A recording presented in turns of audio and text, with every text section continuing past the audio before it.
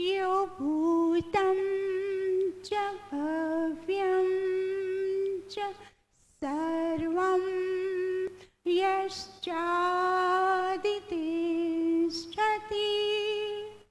स्वर्यस्य च केवलं तस्मै ज्येष्ठाय ब्रह्मणे नमः। तस्मै ज्येष्ठाय ब्रह्मणे नमः।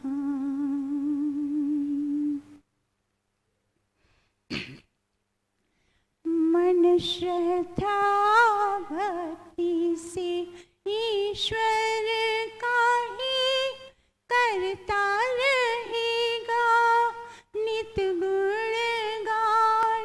वो हमसे यज्ञ करवाता रहेगा, हमको भी देगा देवों का दान।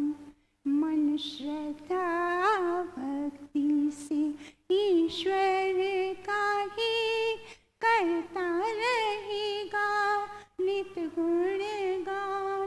वो हमसे यज्ञ करवाता रहेगा, हमको भी देगा देवों का दान। मन श्रद्धा भक्ति से ईश्वर का ही। वह प्राणदायक है, इंदु है चंद्र के जैसा आह्लादक। आते हैं जो उसके संपर्क में, उन देवों को करता है शांत पावक। जब देखता है पुरुषार्थ देवों का, अपने आशीष से करता सफल। और देव प्रसन्न चित होकर के गुणगान से थामते हैं आंचल। बनते हैं सहाई सर्व प्रकार से ईश कृपालु दया निदान। वो हमसे यज्ञ करवाता रहेगा, हमको भी देगा देवों का दान। मन श्रद्धा भक्ति से ईश्वर का ही करता रहेगा नित गुणगान। वो हमसे यज्ञ करवाता रहेगा, हमको भी देगा देवों का दान। मन श्रद्धा भक्ति से ईश्वर का ही। वह पावन है सबको करता है, यज्ञ कर्मों से ही पुरपावन। वेदों की उच्च शिक्षाओं से बरसाता प्रेरणा का सावन। वह साधक को देता है शांति आह्लाद, और देता है निज गुणों का प्रसाद। विषयों से ऊपर उठ के साधक करते हैं दूर विघ्न विषाद। रित सत्य पे श्रद्धा रख के देव ही करते हैं अमृत पान। वो हमसे यज्ञ करवाता रहेगा, हमको भी देगा देवों का दान। मन श्रद्धा भक्ति से ईश्वर का ही।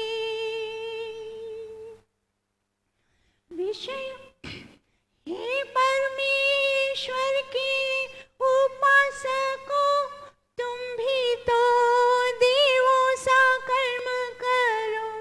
ईश्वर की भक्ति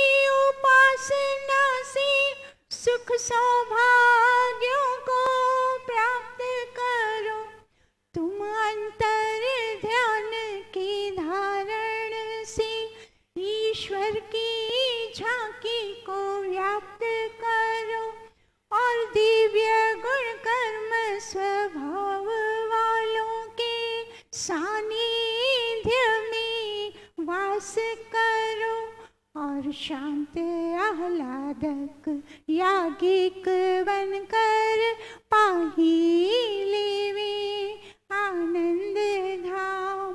वो हमसे यज्ञ करवाता रहेगा, हमको भी देगा देवों का दान। मन श्रद्धा भक्ति से ईश्वर का ही करता रहेगा नित गुणगान। वो हमसे यज्ञ करवाता रहेगा, हमको भी देगा देवों का दान। मन श्रद्धा भक्ति से ईश्वर का ही।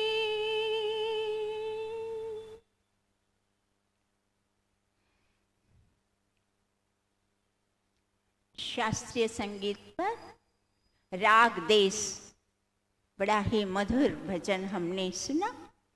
तो इस भजन में ये भजन ऋग्वेद के मंत्र का अर्थ है, वो मंत्र भी हमें आज करना है। पहले भी हमने किया है, कुछ अंश किया था, बाकी का हम आज करेंगे। और प्रथम हम इस भजन की थोड़ी सी व्याख्या भी हम भजन का भाव समझते हैं। तो भजन की प्रथम पंक्ति में क्या बता दिया गया कि मन श्रद्धा भक्ति से ईश्वर का ही करता रहेगा नित्य गुणगान। तो यहाँ किसको संबोधित, मन को संबोधित किया जा रहा है।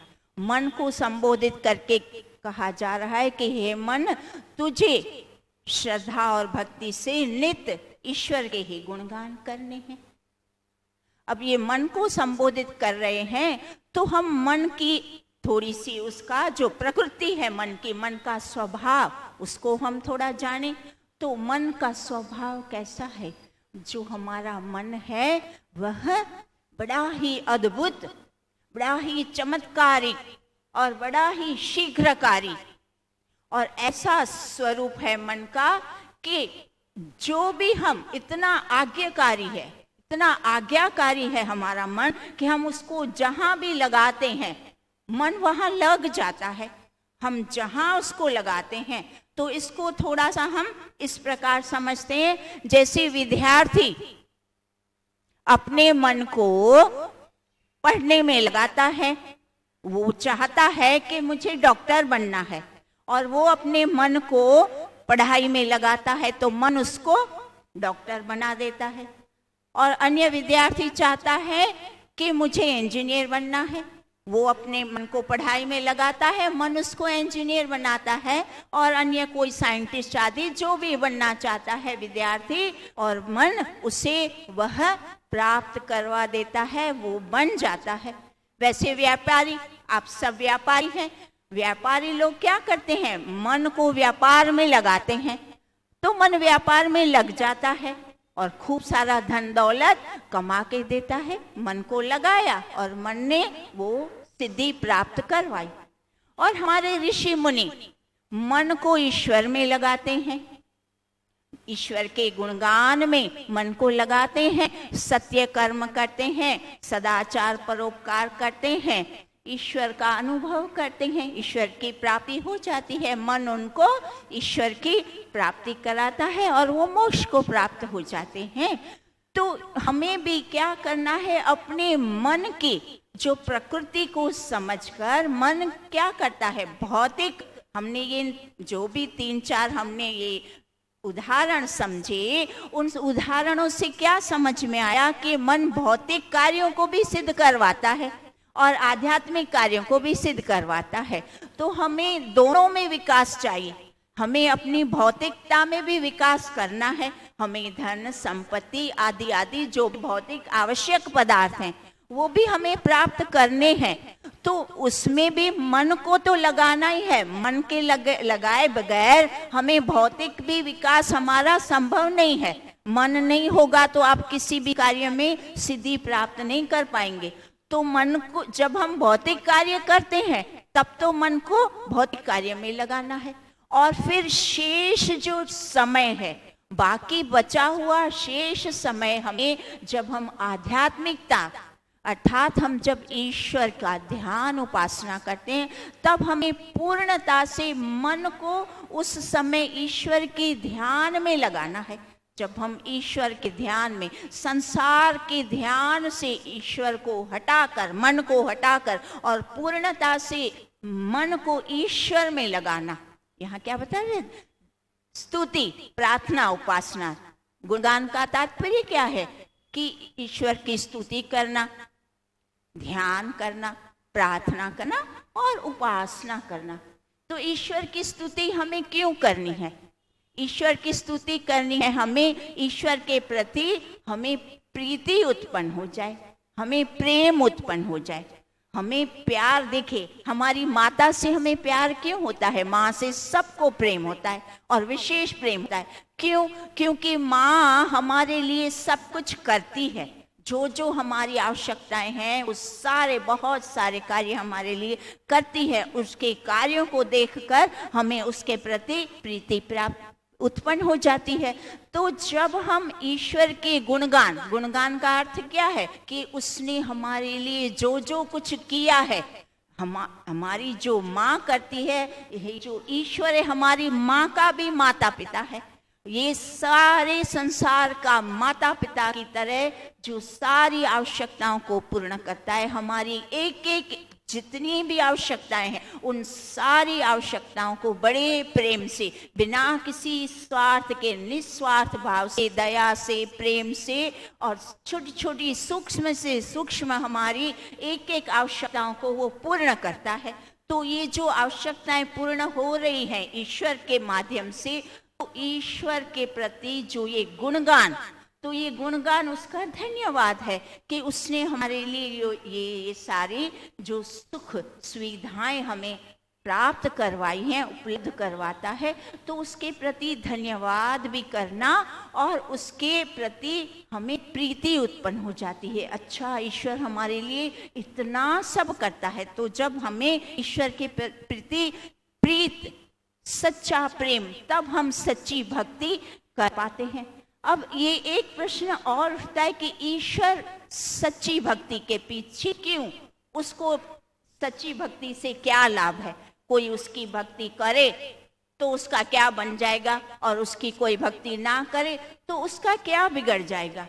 तो उसका उत्तर ये है कि ईश्वर अपने भक्तों के कल्याण के लिए वो चाहता है कि भक्त मेरी सच्ची भक्ति करे, क्योंकि उसमें उसका कल्याण है। वो कैसे? जैसे एक पिता है, वो अपने पुत्र से क्या चाहता है? कि मेरा पुत्र मुझ में श्रद्धा रखे, मुझ में प्रेम रखे, मेरा आदर करे, सत्कार करे, मुझे नमन करे, क्योंकि उसमें पुत्र का हित है, पुत्र का कल्याण है, इसीलिए पिता ये चाहता है। तो ईश्वर भी हमारा परम पिता परमेश्वर भक्त का कल्याण के हेतु वो चाहता है कि भक्त मेरी सच्ची भक्ति करे।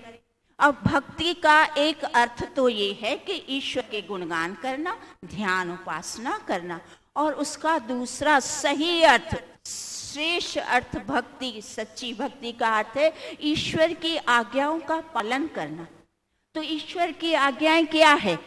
ईश्वर की आज्ञा है सत्य, न्याय पूर्ण व्यवहार करना, धर्मोचित कार्य करना, सदाचार करना, परोपकार करना, लोकहित करना। लोकहित में, परोपकार में ही ईश्वर प्रसन्न होता है। जब मनुष्य सच्चे गुणों को, सद्गुणों को, श्रेष्ठ गुणों को धारण करता है, तब ईश्वर की प्रसन्नता उस भक्त के ऊपर बनती है, तब ईश्वर प्रसन्न होता है। क्यों प्रसन्न होता है? क्योंकि वो चाहता है, जैसे एक माता पिता हैं, अब उसकी संतान उसको, माता पिता को तो चाहती है, प्रेम करती है, पर माता पिता क्या चाहते हैं कि जो उसके अन्य भाई बहन हैं वो सब, सारे भाई बहनों के साथ भी वैसा ही प्रेम पूर्ण व्यवहार करे। माता पिता वो चाहते हैं। तो ईश्वर भी यही चाहता है कि मेरी भक्ति का तात्पर्य है तुम मेरी जितने भी प्राणी हैं, मेरी जितनी संतानें हैं, आपस में आप सब एक दूसरे से प्रेम करो। एक दूसरे की सहायता करो, एक दूसरे का सहयोग करो, तब मैं प्रसन्न हो जाऊंगा।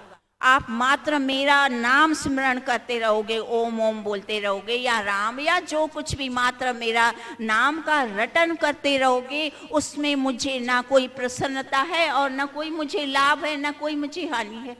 मैं तब प्रसन्न होता हूँ जब आप लोग आपस में एक दूसरे के साथ प्रीतिपूर्ण व्यवहार करके, एक दूसरे के साथ सहयोग करके, संयुक्त आप एक दूसरे के विकास में रहते हैं। अब ये बात हमें दो सिद्धांतों से, दो बातों से हमें अच्छे से पता चल जाएगी। देखिए क्या बताया है सामवेद में। सामवेद का एक मंत्र का अंश है, उसमें क्या बताते हैं कि जनान अनुपश्यसि, अर्थात पहले लोकहित फिर पीछे प्रभु दर्शन। मनुष्य के हित का ध्यान करता हुआ पहले लोकहित करे, फिर पीछे प्रभु दर्शन। लोकहित का ध्यान करने वाली दृष्टि ही प्रभु का दर्शन कराती है। यदि मनुष्य लोकहित में प्रवृत्त नहीं होता तो वह प्रभु दर्शन नहीं कर सकता। देखिए कितनी स्पष्टता से एकदम अच्छी तरह से बताया कि लोकहित, परोपकार, सदाचार, ये क्या है? लोकहित अर्थात जन, साधारण जन मनुष्य, जितने भी मानव है उन सब मानवों का हित करना। और यही बात, फिर इसी बात की पुष्टि महर्षि दयानंद सरस्वती सत्यार्थ प्रकाश में करते हैं। क्या बताते हैं? यजुर्वेद के एक अंश का अर्थ बताते हैं, हम उतना समय के अनुरूप करते हैं एक अंश। तो यस्य नाम महद यशः, अर्थात परमेश्वर का नाम बड़े यश अर्थात धर्म युक्त कामों को करना है। परमेश्वर का नाम क्या है? परमेश्वर के नाम का अर्थ ही ये बता दिया कि धर्म युक्त कामों को करना है। जैसे ईश्वर न्यायकारी, कभी अन्याय नहीं करता, तुम भी किसी पे अन्याय मत करो। ईश्वर दयालु, सब पर कृपा दृष्टि रखता, तुम भी सब पर दया रखो। ईश्वर सर्वशक्तिमान, अपने सामर्थ्य से सब कुछ करता, अर्थात तुम अपने सामर्थ्य को बढ़ाते जाओ। सबका संसार में अपने आत्मा के तुल्य सुख दुख समझो, सबकी रक्षा करो। इस प्रकार ईश्वर के नामों का अर्थ जानकर ईश्वर के गुण कर्म स्वभाव के अनुकूल अपने गुण कर्म स्वभाव को करते जाना ही परमेश्वर का नाम स्मरण है। ये ही ईश्वर की आज्ञा है, ये ही ईश्वर की सच्ची भक्ति है। जो सच्चा भक्त होता है ना, वो सारे संसार में सम्राटों का सम्राट बड़ा होता है, बड़ा कहलाता है। अब बड़ा किसको कहते हैं? बड़प्पन किस में है? तो उसके लिए हम एक छोटी सी रोचक कहानी सुनते हैं। तो एक बार एक स्कूल में पहले दिन जो 9 अंक था, 9 नंबर, उस 9 नंबर ने 9 अंक ने 8 अंक को थप्पड़ मारा। तो उसने 8 अंक ने पूछा, भैया मुझे क्यों मारा, मेरा क्या दोष था? तब 9 ने उत्तर दिया कि मैं बड़ा हूं, मैं थप्पड़ मार सकता हूं। यह उत्तर सुन के ही सारी कक्षा में थप्पड़ों की बौछार शुरू हो गई। 8 ने 7 को मारा, 7 ने 6 को मारा, 6 ने 5 को मारा। ऐसा करते करते 2 ने जब 1 को मारा, तब जो शून्य था ना, वो बेचारा डर गया, समझ गया अब तो भैया पड़ेगी, तो वो दुबक के जाके कोने में बैठ गया। तब 1 ने उसको कहा, भैया तू डर मत, मैं तुझे नहीं मारने वाला हूं। और ऐसा कहकर 1 जाकर शून्य के बगल में बैठ गया। बगल में बैठने का अर्थ क्या होता है? शून्य बन गया 10, तो शून्य बन गया 10, ठीक है। तब शून्य ने पूछा, भैया जब सब अपने से छोटों को थप्पड़ मार रहे थे, आपने तो मुझे बड़ा बना दिया, ऐसा क्यों? तब उसने उत्तर दिया कि भैया देखो, जो बड़ा कहलाने में, जो अपने आप को बड़ा समझता है, जो अपने आप को बड़ा जानता है, वो बड़ा नहीं है। बड़ा वो है जो किसी दूसरे को बड़ा बना दे। कितनी सुंदर बात कही। बड़ा वो है जो किसी दूसरे को बड़ा बना दे। इंसान वो बड़ा नहीं होता जो उम्र में बड़ा है या ताकत है या पद प्रतिष्ठा में बड़ा है। इंसान बड़ा होता है अपने शुद्ध पवित्र ज्ञान से, अपने निश्चल निष्कपट ज्ञान से बड़ा होता है। तो हमें इस कहानी से क्या बोध मिलता है, प्राप्त होता है कि हमसे जो छोटे हैं, धन में छोटे हैं, यश में छोटे हैं, पद प्रतिष्ठा में छोटे हैं, ज्ञान में छोटे हैं, उनको नीचे नहीं गिराना, उनको पीछे नहीं धकेलना, उनके साथ खड़ा रहना है। अपने छोटों के साथ खड़े रहने से और उनकी उन्नति, उनके विकास के लिए उनके साथ खड़ा रहना है, उसमें हमारा बड़प्पन है। तो ये बड़प्पन हुआ ना, और ये लोकहित भी हुआ। देखो सीधा सीधा लोकहित किसको कहते हैं, ये छोटी सी कहानी ने हमें अच्छे से समझा दिया कि लोकहित तो क्या। सारा दिन जो हम एक ही शब्द यहाँ हर मंत्रों का अर्थ सुनते हैं, परोपकार करो, सदाचार करो, परोपकार। तो परोपकार क्या? तो परोपकार यही बताया कि जो हमसे कम है किसी भी बात में, उन सबको अपने साथ, उनके साथ खड़े रहो। साथ खड़े रहने का तात्पर्य क्या है? उनके विकास में, उनकी उन्नति में उनको सहयोग करो, उनको पीछे मत धकेलो, उनको नीचे मत गिराओ, उनके साथ खड़े रहो। तो इस तरह छोटी छोटी कहानियों से हमें इतनी सुंदर बोध मिलता है। और हम इसी जो भजन है, इतना सुंदर भजन है, इसकी व्याख्या करेंगे तो बहुत सारा समय निकल जाएगा। बहुत सुंदर सुंदर बातें बता दी गई है कि यज्ञ करवाता रहेगा, ईश्वर यज्ञ करवाता है। जो मनुष्य शुभ कर्म करता है, ईश्वर भी यही चाहता है कि तुम शुभ कर्म करो। उसकी सफलता के लिए ईश्वर फिर उसको पूर्ण सहायता करता है। जो भी खूटता है ईश्वर उसकी सहायता करता है। वो चाहता है कि मानव शुभ कर्म करे, मैं उसकी सहायता करूं और मानव सुखी हो जाए, मेरे आनंद को प्राप्त करे। इसीलिए वो यही चाहता है। और भी बहुत सारी बातें हैं। हम मंत्र को करते हैं।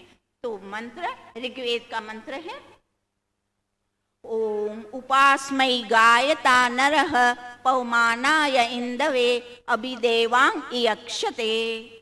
छोटा सा मंत्र है, इसका शाब्दिक अर्थ। तो प्रथम शब्द कौन सा आया? उपास्मै। उपास्मै अर्थात उसकी प्राप्ति के लिए हम उपासना करते हैं ना, ईश्वर के नजदीक बैठते हैं, उसके संपर्क में बैठते हैं, उसकी प्राप्ति के लिए। फिर क्या बताया? गायता था, गायन करो, स्तुति करो। हम क्या करते हैं? ईश्वर की प्राप्ति के लिए स्तुति करते हैं, प्रार्थना उपासना करते हैं। फिर नरह, नरह क्या अर्थ पता है क्या दिया? हे यज्ञ के नेता लोगों। तो हमें यहाँ सारे मनुष्यों को क्या संबोधन दिया? कितना सुंदर संबोधन दिया जा रहा है कि हम सब जो मानव हैं वो यज्ञ के नेता हैं। हमें ये मानव देह, हमें मनुष्य जीवन मिला ही याज्ञिक कर्मों को करने के लिए है। हमें दूसरा कोई कर्म करने के लिए, हम अशुभ कर्म करने, किसी को दुख पहुंचाने, पीड़ा या सांसारिक पदार्थ एकत्रित करने, इकट्ठे करने, रिश्ते नाते बनाने ना, इन सब के लिए हम यहाँ नहीं आए। हम यहाँ मनुष्य जीवन, हमें मानव चोला, हमें मानव देह मिली है याज्ञिक कर्म करने के लिए। और ये याज्ञिक कर्म कितने सरल उत्तम हमें सुगम उपाय बताए जा रहे हैं। हम ईश्वर का ध्यान उपासना करें, ये याज्ञिक कर्म है। फिर हम हवन यज्ञ करें, यह याज्ञिक कर्म है। माता पिता विद्वानों की, आचार्यों की सेवा करें, ये याज्ञिक कर्म है। फिर जो पशु पक्षी आदि हैं उनका भोजन, दाना पानी, खाना पीना आदि दें, और फिर ये याज्ञिक कर्म है। और जो अभावग्रस्त, जो अपंग हैं, जो कमजोर हैं, जो पीड़ित हैं, जिनको हर तरह से धन का अभाव है, बल का अभाव है, हर प्रकार का जो अभावग्रस्त हैं बेचारे, जो पीड़ित हैं, उनकी सहायता करना, यह भी एक याज्ञिक कर्म है। तो हमें इस तरह की ये सारे याज्ञिक कर्म करने हैं। अतिथि यज्ञ, 5वां यज्ञ क्या आया? अतिथि, विद्वानों को बुलाकर घर में सत्कार करना, ये हमारे ये सारे याज्ञिक कर्म है। तो इन सारे याज्ञिक कर्मों को जब मनुष्य यज्ञ कर्म करता है तो ईश्वर उसमें पूर्ण सहायता करता है, क्योंकि वो चाहता है कि मेरा मानव याज्ञिक कर्म करने से उसका जो मन है ना, वो पवित्र हो जाता है। याज्ञिक कर्म करने से एक सबसे अधिक लाभ क्या होता है? मन की मलिनता दूर हो जाती है, मन शुद्ध पवित्र हो जाता है, और वो शुद्ध पवित्र मन ईश्वर के ध्यान उपासना वक्त निरुद्ध हो जाता है। जब निरुद्ध मन, शुद्ध मन, पवित्र मन, निरुद्ध मन हमें ईश्वर की अनुभूति कराने में सक्षम होता है, तब उस मन से जो मेरे मानव हैं वो मुझे अनुभूत करके और मेरा आनंद, सुख, शांति, आनंद प्राप्त करेंगे, मोक्ष की प्राप्ति करेंगे। इसीलिए ईश्वर क्या चाहता है कि हम मात्र याज्ञिक कर्म करें, तो उसकी हमें जो भी है सहयोग, सहायता भी मिलती है, और हमें उसके संपर्क में आने से उसके गुणों को भी हम प्राप्त करते हैं, और उसकी इस वर्तमान जीवन में हम शांति, सुख, आनंद भी प्राप्त करते हैं, और आगे के लिए भी हम आनंद का प्रबंध करते हैं। दूसरी पंक्ति में क्या बता दिया? गला, पवमानाय इंदवे। तो दूसरा शब्द क्या है? पवमानाय। ईश्वर कैसा है? पवमानाय क्या? सबको पवित्र करने वाला, वो स्वयं पवित्र है, और वो उसके संपर्क में जो भी आता है सबको पवित्र करता है, शुद्ध कर देता है। जैसे अग्नि के समक्ष सोने के अंदर जो भी अशुद्धता है उसको दूर कर देती है, वैसे ही हमारा परमपिता परमेश्वर के संपर्क में जाने से हमारे मन के अंदर जितनी भी मलिनताएं हैं, जितनी अशुद्धताएं हैं, जो दोष हैं, जो त्रुटियां हैं, जो भी दुर्गुण है, अवगुण है, उन सबको नष्ट कर देता है। इसीलिए क्या? क्यों? क्योंकि वो पवमान है, वो है ही पवित्र करने वाला। फिर क्या बता दिया आगे? इंद्वे, परमेश्वर वाला है, चंद्र के तुल्य शांत आह्लादक है। ईश्वर का नाम लेते ही हमारे अंदर आप देखिए परम शांति का अनुभव। मात्र आप जस्ट ऐसे ही ऊपर से भी कोई ईश्वर का नाम लेता है तो शांति का अनुभव हो जाता है। तो आप सोचो, जब सच्ची भक्ति करते हैं, प्रेम पूर्ण एकांत में सारी इंद्रियों को हटाकर संसार से जब मन को ईश्वर से जोड़ते हैं, तो कितनी परम शांति, परम सुख, परम आनंद को मानव प्राप्त करता है, और इस वर्तमान जीवन में भी शांत आह्लादिक होकर और अपने भविष्य में भी वो आनंद का प्रबंध करता है, अर्थात ईश्वर की अनुभूति करके और मोक्ष की प्राप्ति का अधिकारी वो बन जाता है। और अंत में क्या बता दिए? अभिदेवा यक्षते, अर्थात याज्ञिक यज्ञ आदि कर्मों में विद्वानों की संगति को चाहना। जितने भी याज्ञिक कर्म है उसमें विद्वानों की आवश्यकता है, क्योंकि विद्वान लोग वेदों को, शास्त्रों को, उपनिषदों, दर्शनों को अध्ययन करते हैं, और याज्ञिक कर्म उनकी सही विधि कैसे करना, क्या करना, वो सारी कुछ युक्तियां हमें समझाते हैं। इसीलिए विद्वानों का संग का तात्पर्य है सत्संग। हमें सत्संग नियमित रूप से, अभी भी हमें सत्संग के प्रति इतना भाव, इतनी श्रद्धा, इतना महत्व नहीं बना। सत्संग का समय और कोई अन्य कार्य, तो हम प्रथम चुनाव किसका? अन्य का। हम वहां पहुंच जाते हैं, सोचते हैं चलेगा, सत्संग तो हमेशा सुनता ही रहता हूं, आज नहीं, आज तो वहां जाऊंगा। तो ये नहीं होना। निरंतर हमें ईश्वर की भक्ति यही तो बताई जाती है कि हमें निरंतरता को तोड़ना नहीं। हाँ, आगे संसार के कार्य करने मना नहीं है, आगे कर दो, थोड़ा आगे चले जाओ, थोड़ा पीछे चले जाओ। सत्संग का समय क्यों? हमें क्यों सत्संग नहीं छोड़ना। सत्संग का जो इतना कीमती समय हमें इतने सद्भाग्य से सत्संग मिला है, उसको नहीं छोड़ना। छोटे छोटे गौण कार्य, आप बोलोगे ना वो बहुत मुख्य काम था। ईश्वर कहता है ना, संसार के सारे कार्य गौण कार्य, सर्व मुख्य मुख्य काम है तुम्हारी आत्मा की उन्नति। तो हम यहाँ आत्मा की उन्नति के लिए आए हैं ना, तो इसीलिए हमें मुख्य कार्य हमें ईश्वर प्राप्ति, और ईश्वर प्राप्ति के साधन कौन से? मुख्य साधन तो सत्संग है, जहाँ हमें सीधा सीधा वेदों का ज्ञान, ईश्वर की वाणी हर तरह से प्राप्त होती है, और उस वाणी का चिंतन मनन करके हम ईश्वर प्राप्ति करने में हमें सहायता मिलती है। इसीलिए सत्संग का महत्व भी जाने, और हमें इसका छोटे से मंत्र का हम भावार्थ सुन लेते हैं। तो भावार्थ क्या बताते हैं? हे यज्ञ के नेता लोगों, तुम सबको पवित्र करने वाला और जो इस परम ऐश्वर्य वाला है, उसकी प्राप्ति के लिए गायन करो।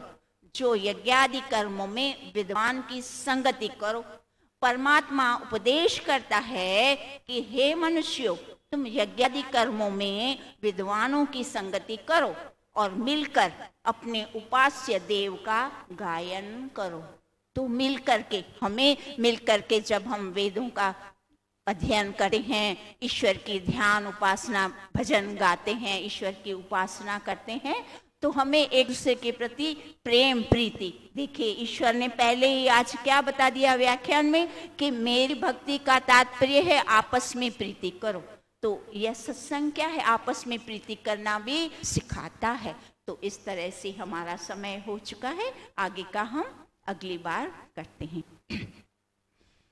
ओम द्यौ शांतिरंतरिक्षं शांति पृथ्वी शांतिरापः शांति औषधयः शांति वनस्पतयः शांतिर्विश्वे देवा शांति ब्रह्म शांति सर्वं शांति शांतिरेव शांति सामा शांतिरेधि। ओम शांति शांति शांति। सर्वेभ्यो नमः। आप सबका बहुत बहुत धन्यवाद।